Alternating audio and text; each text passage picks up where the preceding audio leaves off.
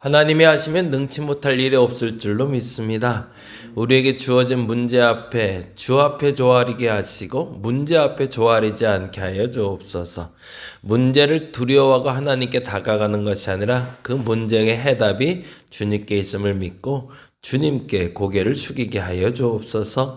그러면 답이 찾아지는데 우리는 문제 앞에 자꾸 고개를 숙입니다. 문제 앞에 고개를 숙이지 않게 하시고 하나님 앞에 고개를 숙이게 하여 주시옵소서. 거기에 정답이 있는 줄로 믿습니다.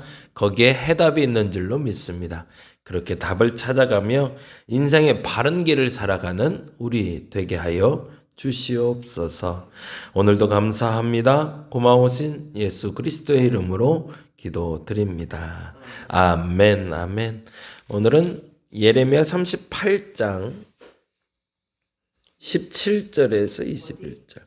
38장이요? 아니, 어디냐고? 요한도? 예레미야.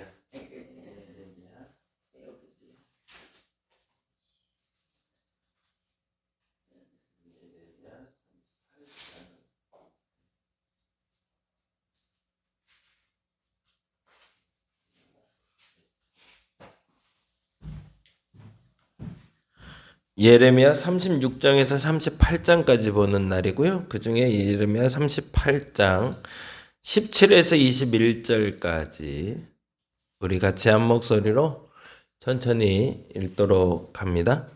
예레미야가 시드기야에게 이르되 만군의 하나님이신 이스라엘의 하나님 여호와께서 이와 같이 말씀하시되 내가 만일 바벨론의 왕의 고관들에게 항복하면 내 생명이 살겠고 이성이 불사름을 당하지 아니하겠고 너와 내 가족이 살려니와 내가 만일 나가서 바벨론 왕의 고관들에게 항복하지 아니하면 이 성이 갈대아인의 손에 넘어가리니 그들이 이 성을 불사를 것이며 너는 그들의 손에서 벗어나지 못하리라 하셨나이다. 시드기야 왕이 예레미야에게 이르되 나는 갈대아인에게 항복한 유다인을 두려워하노라. 염려하건대 갈대아인이 나를 그들의 손에 넘기면 그들이 나를 조롱할까 하노라 하는지라. 예레미야가 이르되 그 무리가 왕을 그들에게 넘기지 아니하리이다. 원하옵나이다. 내가 왕에게 아뢰는 바 여호와의 목소리에 순종하소서. 그리하면 왕이 복을 받아 생명을 보존하시리이다. 그러나 만일 항복하기를 거절하시면 여호와께서 내게 보이신 말씀대로 되리이다. 아멘, 아멘. 36장부터 38장까지 보는 날이고요. 36장부터 한번 천천히 같이 보도록 합니다. 36장으로 먼저 가보겠습니다. 36장으로. 이스라엘의 패망이 다가오는 시기에 잠깐 앞쪽으로 갔다가 다시 이제 현실로 돌아오는데요. 36장 1절과 2절에 보면 이런 말씀이 있습니다. 36장 1절, 2절 같이 읽어볼까요? 유다의 요시아의 왕의 아들 여호와김 제4년에 여호와께로부터 예레미야에게 말씀이 임하니라. 잠시만요. 36장이야?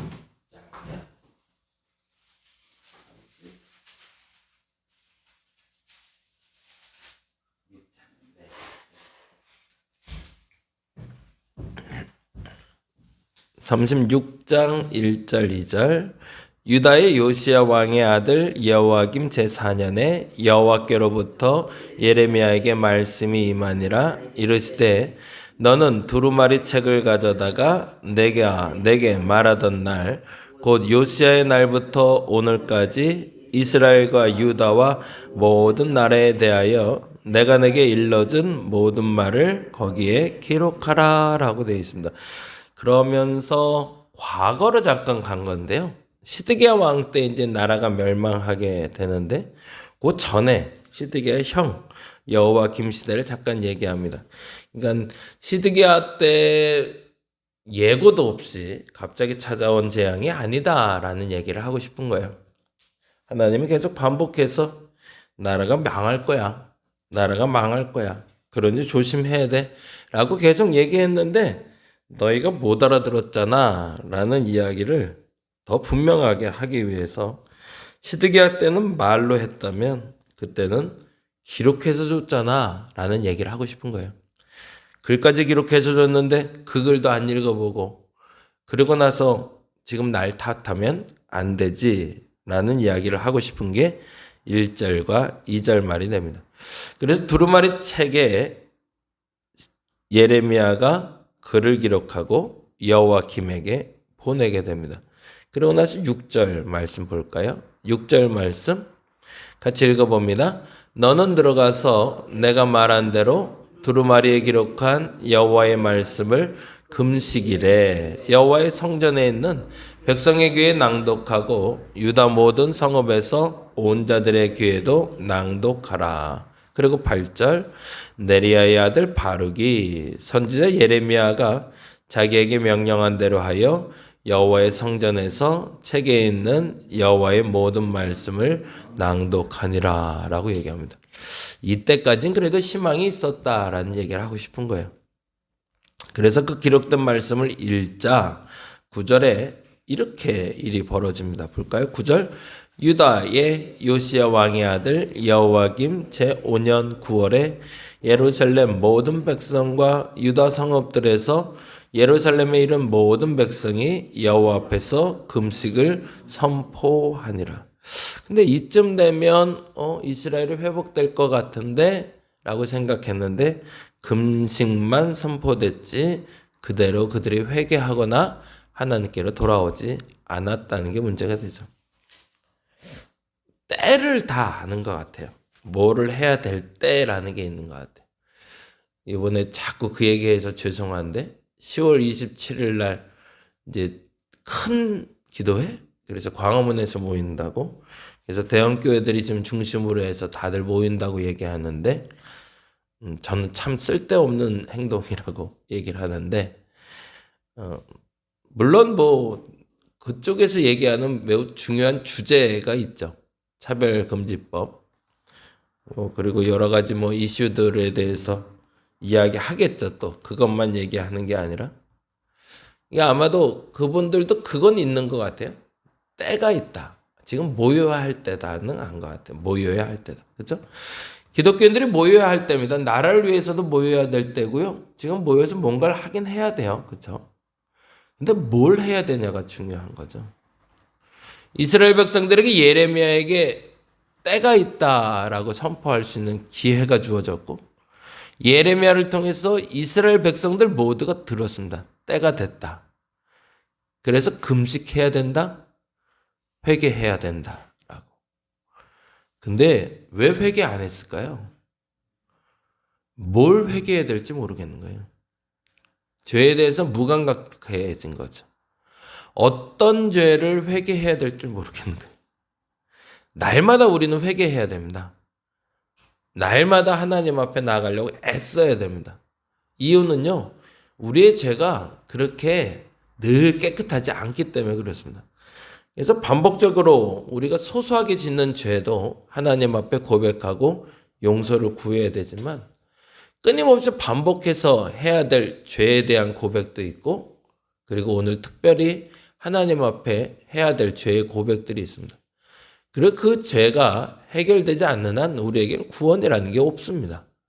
그걸 우리가 인정해야 되는데 이스라엘 백성들에게 회개하라 라고 말씀에 기록되지 않았냐.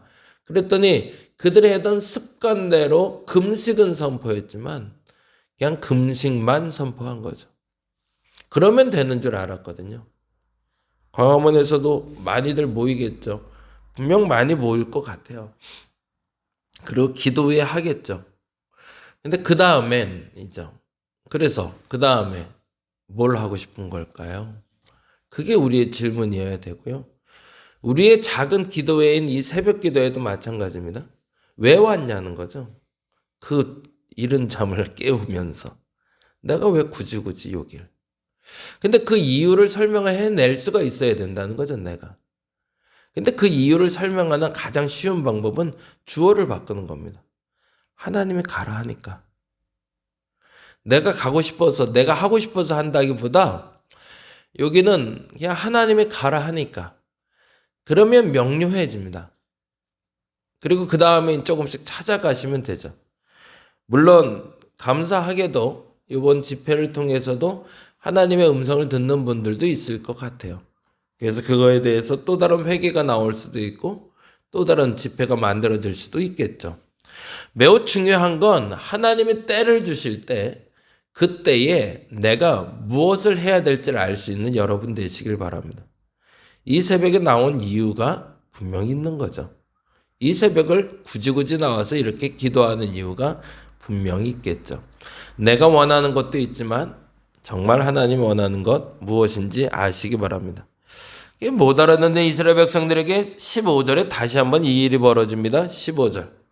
앞서는 백성들에게 읽었다면 이제는 고관들에게 가서 이렇게 합니다. 15절 같이 읽어볼까요?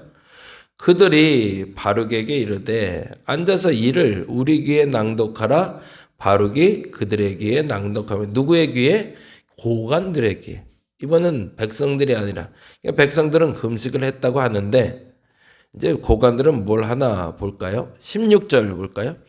그들이 그의 모든 말씀을 듣고 놀라 서로 보며 바룩에게 이르되 우리가 이 모든 말을 왕에게 아뢰리라. 아이 큰일 났다. 진짜 이렇게 되면 어떡하지? 염려가 됐다는 얘기예요. 그리고 그 다음 장 21절로 가봅니다. 21절 같이 한번 읽어봅니다. 왕이 여후디를 보내요. 두루마리를 가져오게 하며 여후디가 서기관 엘리사마의 방에서 가져다가 왕과 왕의 곁에 선 모든 고관의 귀에 낭독한 세 번째 낭독했네요. 그랬더니 어떻게 됐대요? 22, 23절. 그때는 아홉째 달이라. 태양력 우리 달로 보자면 11월경이 돼요.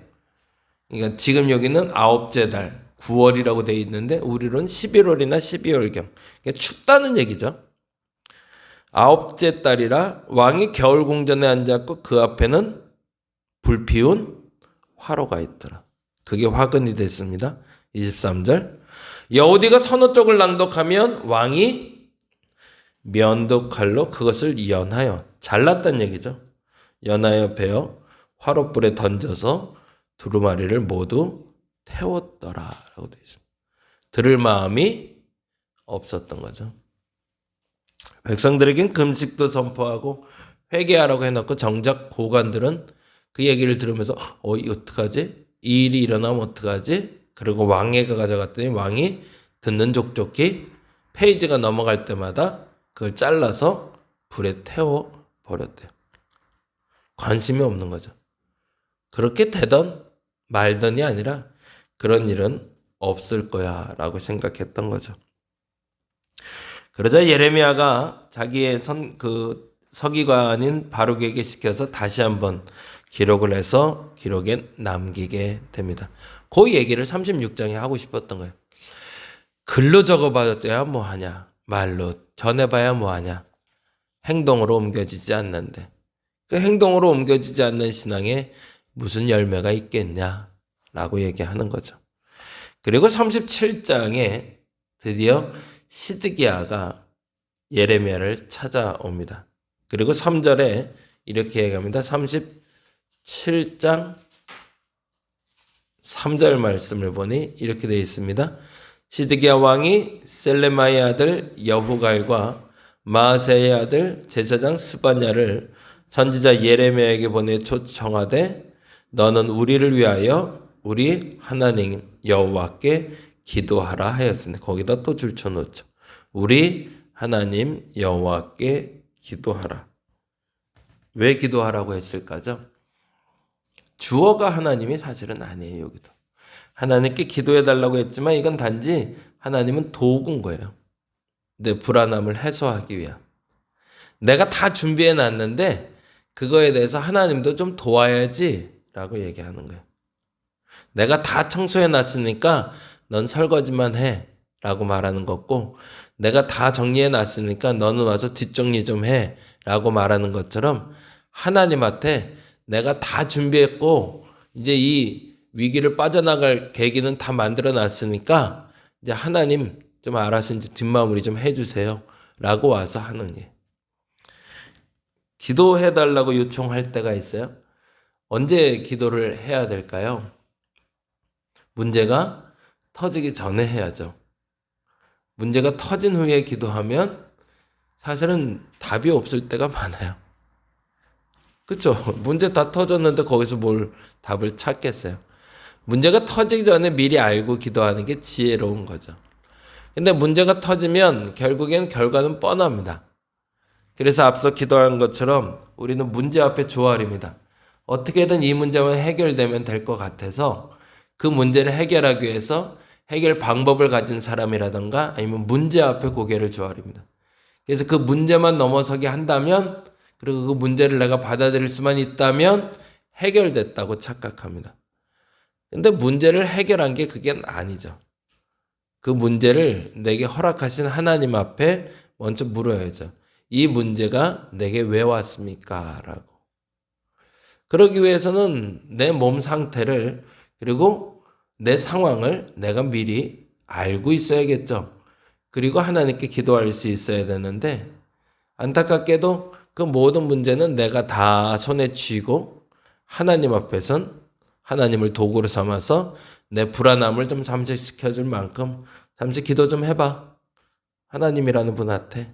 그리고 평안을 좀 끼쳐봐. 라고 주문하는 거죠. 시드기야가 그러고 있거든요. 사실은 지금 바벨론은 쳐들어오는데 이 사람은 바벨론하고 싸울 준비를 하고 있고 그리고 애굽하고 손을 잡았거든요. 뻔히 앞이 보이는데 시드기야만 안 보이는 거예요, 앞이. 근데 물론 불안하기도 합니다. 그래서 이제 불안해서 하는 얘기가 다음과 같은 이야기를 하는 게 38장 얘기가 됩니다. 38장으로 조금 다시 넘어가서 14절. 같이 한번 읽어보겠습니다. 14절 말씀, 38장 14절. 시드기야 왕이 사람을 보내어 선지자 예레미야를 하나님 여호와의 성전 셋째 문으로 데려오게 하고 왕이 예레미야에게 내가 내게 한 가지 일을 물으리니 한마디도 숨기지 말라 라고 얘기하며 종용이 묻습니다. 내가 어떻게 될까? 지금 이렇게 하면 난 진짜 어떻게 될까? 그러자 예레미야가 항복해야죠. 그래야 왕 삽니다. 깨끗하게 항복하세요. 그게 사는 길입니다. 라고 얘기합니다. 근데 그럴 수가 없는 이유를 얘기합니다. 19절인데요. 19절 말씀 읽어볼까요? 19절 읽어봅니다. 시드기야 왕이 예레미야에게 이르되 나는 갈대아인에게 항복한 유다인을 두려워하느라 염려하건대 갈대아인이 나를 그들의 손에 넘기면 그들이 나를 그게 문제가 되네요. 거기다 줄쳐 넣죠. 그들이 나를 조롱할까 하노라. 무슨 말이냐면 내가 그들에게 항복해서 들어가면 내가 항복하지 말자고 했는데 그러고 쏙 들어가면 먼저 항복한 사람 너 그러려고 그랬으면서 왜 거짓말했어? 라고 사람들 말하면 어떡하지? 라고 조롱받는 게 싫어서 뻔히 아는데도 그 일을 하지 않는 시드기야를 보게 되는 겁니다. 그리고 시드기야가 24절에 이렇게 얘기합니다. 24절 읽어볼까요? 시드기야가 예레미야에게 이르되 너는 이 말을 어느 사람에게도 알리지 말라. 그리하면 내가 죽지 아니하리라. 이건 예레미야가 안 죽는다는 얘기가 아니라 자기가 창피해서 다른 사람들에게 말하지 말아달라고 왕이 요청하는 장면이 됩니다. 하나님의 때를 살아가는 게 굉장히 중요합니다. 어느 시점이라도 돌아설 수 있는 기회를 하나님 계속 주십니다. 지금 말씀하신 것처럼 시드기야 때가 아니라 그 전에 여호와김 때도 이스라엘의 멸망을 알고 막을 방도를 알려줬습니다. 근데 못 알아들은 거죠. 시드기야 때도 지금 보니 두 번이나 기회가 있었네요. 시드기야가 먼저 기도해달라고 했을 때 예레미야가 기도해 줬거든요. 그리고 말했거든요. 항복하라고. 근데 안 했거든요. 근데 또 한 번 찾아왔거든요. 진짜 솔직히 얘기해봐. 내가 진짜 어떻게 했으면 좋겠어? 항복하라고 말씀드렸잖아요. 내가 사람들한테 조롱거리 될까봐. 그건 아니지 않겠어? 그게 당신의 마음이고 하나님 마음은 항복하랍니다. 아무한테도 말하지 마. 내가 이 말 들었다는 거 창피하잖아. 그리고 애들로 말하길 네가 이거 말 안 하면 너 살 거야. 그러니까 너 말하지 마. 근데 그 마음속엔 뭐예요? 자기의 창피함을, 그 수치스러움을 감추고 있었던 거죠. 때로는 살 길을 찾을 때 수치스러울 수도 있습니다. 조금 창피할 수도 있어요. 근데요, 그걸 하는 게 맞습니다. 그거 참고 있다가 오히려 더 큰 화가 옵니다. 잘못하면 그 자리에서 먼저 용서를 구하는 게 덜 창피하고 많은 겁니다. 근데 그거 감추려고 자꾸 거짓말, 자꾸 숨기려고 하면 더 큰 창피가 찾아올 수 있습니다. 오늘 한 날은 그렇게 기도했으면 좋겠어요. 여러분 마음속에 떠오르는 잘못한 것들, 잘못 판단하고 결정해서 어그러진 것들에 대해서 인정할 수 있는 오늘 한 날 되시기 바랍니다. 그래서 조금 창피하고 말자고요. 많이 창피하지 말고 우리 조금만 한번 창피하고 아들이나 딸, 그리고 남편, 아내, 그리고 내 곁에 있는 사람들 앞에서 조금 미안한 것들, 잘못했던 것들, 미안해, 내가 잘못했지 라고 이야기하시고 그 잠깐의 창피로 더 큰 창피를 면할 수 있는 저와 여러분 되시기를 간절히 바랍니다. 기도하겠습니다. 생각보다 많이 창피할 수 있습니다. 그래서 부끄러워서 말 못할 때도 있습니다. 하나님, 정신 차려야 됩니다. 그러다 더 큰 창피 당할 수 있음을 알아. 그 부끄러움, 잠시 부끄러움을 넘어설 수 있는 우리 되게 하여 주옵소서. 그래서 더 큰 수치를 당하지 않는 저들 되게 하여 주시옵소서. 감사합니다. 고마우신 예수님 이름으로 기도드립니다. 다 같이 기도하고 돌아갑니다.